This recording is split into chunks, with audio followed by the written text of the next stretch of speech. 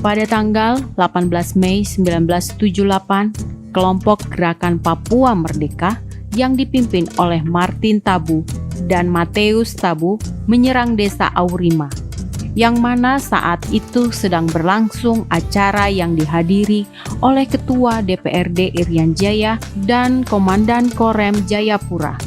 Serangan itu dilatar belakangi dengan ketidakpuasan kelompok Martin Tabu terhadap pemerintah Republik Indonesia dikarenakan adanya pembagian bahan bangunan yang tidak merata.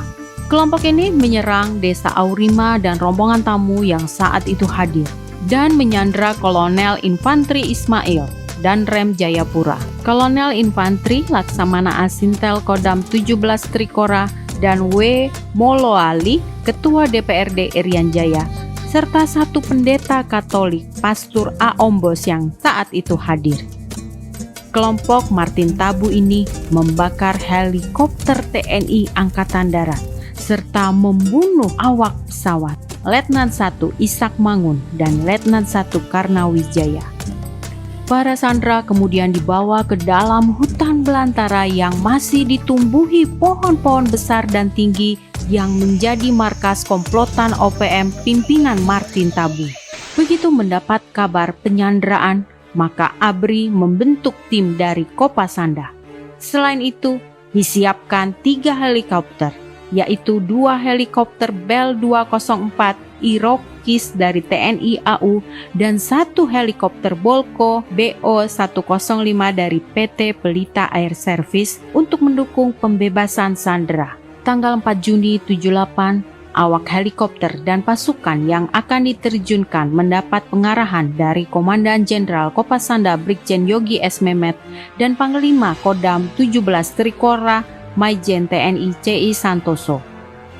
Berdasarkan briefing tersebut, maka diperintahkan 1 heli BO-105 langsung mendarat di markas OPM dengan membawa 8 anggota Kopasanda yang dipimpin oleh Kolonel Infantri Samsudin, Asop Kodam 17 Trikora, heli BO-105 yang diawaki oleh Kapten Penerbang Pungki Purnomo Jati dan Kapten Penerbang Tariun Adul kemudian terbang menuju sasaran yang ditentukan, yaitu Kampung Tua. Menduga situasi yang sangat gawat ketika pendaratan, maka kedua penerbang tersebut membuat kesepakatan bahwa Kapten Penerbang Pungki Purnomo Jati akan membuka kabin, sedangkan Kapten Penerbang Tariun selalu memantau instrumen helikopter dan situasi di sekitar lokasi pencarian. Dengan demikian, jika salah satu di antaranya ada yang tertembak, maka yang satunya dapat mengambil alih kendali pesawat. 2 buah pesawat lainnya bekerja sebagai pesawat komando dan terus terbang di atas sasaran. Setelah briefing, ketiga helikopter dengan pasukan segera terbang ke tempat yang ditentukan. Heli BO-105 terbang menuju markas OPM. Dalam penerbangan, Komandan Tim Kolonel Infantri Samsudin mengadakan kontak dengan pimpinan OPM Martin Tabu. Setelah melalui negosiasi yang alot disepakati bahwa OPM tidak mengizinkan adanya pasukan di helikopter. Mereka hanya mau bertemu dengan Kolonel Infantri Samsudin. Untuk mensiasati, Kolonel Infantri Samsudin memutuskan melakukan penyamaran, yaitu seluruh pasukan sebanyak 8 pasukan diperintahkan dalam posisi tiarap dalam pesawat, sehingga terlihat hanya awak pesawat dengan komandan tim ketika mendarat di markas OPM. Pesawat berhasil mendarat dengan baik di markas OPM yang terletak di tengah hutan belantara.